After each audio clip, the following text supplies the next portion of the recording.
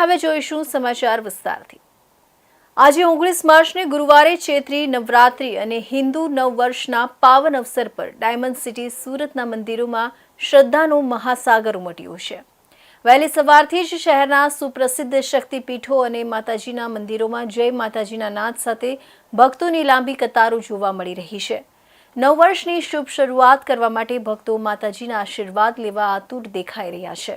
સુરતના જાણીતા અઠવાલાઇન્સ વિસ્તારમાં આવેલા અંબિકા નિકેતન મંદિરે વહેલી સવારે 4 વાગ્યાથી જ ભક્તોનું આગમન શરૂ થઈ ગયું હતું।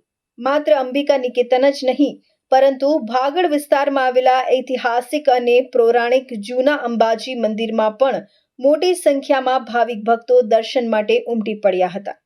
ચૈત્રી નવરાત્રિના પ્રથમ નોરતે માતાજીના દર્શન કરવાને અત્યંત ફળદાયી માનવામાં આવે છે, જેને પગલે સમગ્ર સુરત શહેર ભક્તિમય માહોલમાં રંગાયેલું જોવા મળી રહ્યું છે। ચૈત્રી નવરાત્રિના પર્વ નિમિત્તે મંદિરોમાં માતાજીનો અદ્ભુત અને ભવ્ય શૃંગાર કરવામાં આવ્યો છે। ખાસ કરીને અંબિકા નિકેતન મંદિરમાં માતાજીને કિંમતી વસ્ત્રો અને આભૂષણોથી સજાવવામાં આવ્યા છે। માતાજીની એક ઝલક મેળવવા માટે ભક્તો કલાકો સુધી લાઇનમાં ઊભા રહેતા જોવા મળ્યા હતા। માતાજીના મનમોહક સ્વરૂપના દર્શન કરી ભક્તો ધન્યતા અનુભવી રહ્યા છે અને વાતાવરણમાં એક અનેરો ઉત્સાહ અને દિવ્યતા પ્રસરી ગઈ છે। આજે એટલે ચૈત્ય નવરાત્રિને લઈને જ્યારે સુરતમાં જે અંબિકા નિકેતન છે, અંબિકા નિકેતન ખાતે માતાજીને શિંગારથી શણગારવામાં આવ્યો છે। અલગ અલગ ડેકોરેશન કરવામાં આવ્યું છે। માતાજીને ગેલાથી અને જે ફૂલહારાથી અને શણગારવામાં આવ્યું, જ્યારે ભાવિક ભક્તોને મોટી સંખ્યામાં અહીંયા ભીડ જોવા મળી રહી છે। ભાવિક ભક્તોએ જ્યારે મોટી સંખ્યામાં અહીંયા માતાજીના દર્શને જ્યારે પહોંચ્યા હોય, આપણા સાથે ટ્રસ્ટી અહીંયા ઉપસ્થિત છે। ચૈત્ર નવરાત્રીનો પ્રથમ દિવસ છે, કઈ રીતે ભાવિક ભક્તો અહીંયા ઉમટી પડ્યા છે? આજે ચૈત્ર નવરાત્રનો દિવસ છે। ભાવિક ભક્તો માના દર્શન કરવા માટે જ ખાસ આવે અને અનુષ્ઠાનનો ટેક લે પહેલા દર્શન કરે, પછી આજે નવરાત્ર ચાલુ કરશે। અહીંયા દરેક ભાવિક ભક્તો એની ઈચ્છા પૂર્ણ કરવા માટે આવે અને માના આશીર્વાદ લઈ નવરાત્ર કરે, કોઈ ઉપવાસ કરે, કોઈ એક ટાઈમ જમે। માં એમની મનોકામના પૂર્ણ કરે છે। અહીંયા પણ સગવડ કરવામાં આવી છે ઠંડા પાણીની। કોઈ ભાવિક ભક્તો બીમાર પડી જાય તો ડૉક્ટરની વ્યવસ્થા કરવામાં આવી છે। મંડપ બાંધવામાં આવ્યો છે, પાણીના ફુવારા પણ મૂકવામાં આવે છે, એટલે ગરમી એ લોકોને લાગે નહીં। ઘણા ચાલતા આવે તો ચક્કર ખાઈને પડે, એટલે અમારે સુવિધા બધી ભક્તો માટે કરી છે। ગાડીની સુવિધા પણ કરવામાં આવી છે, પાર્કિંગની।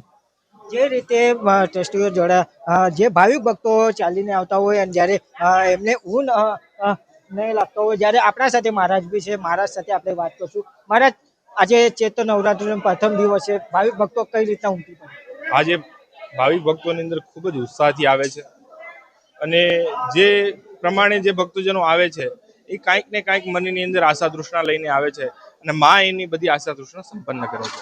આ મંદિરમાં કઈ રીતના માતાજીનો કઈ રીતના શૃંગાર કરવામાં આવે છે, કઈ રીતના ડેકોરેશન કરવામાં આવે છે જ્યારે પ્રથમ ચૈત્ર નવરાત્રી? આજે માને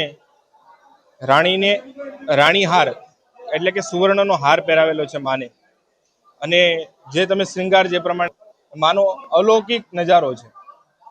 આ હવે જે 9 દિવસ જે ચૈત્ર નવરાત્રી ચાલવાની છે, કઈ રીતે આ મંદિર દ્વારા આયોજન કરવામાં આવ્યું છે અને કઈ રીતના માતાજીને અવારનવાર શૃંગાર કરવામાં આવે? માતાજીને સંપૂર્ણ 9 દિવસની અંદર અલગ અલગ શૃંગાર છે માના, અને બધા ભક્તજનો માટે સુખમય દર્શન કરી શકે એની માટે સ્પ્રિંકલરની વ્યવસ્થા કરેલી છે, ઠંડા પાણીની વ્યવસ્થા કરેલી છે।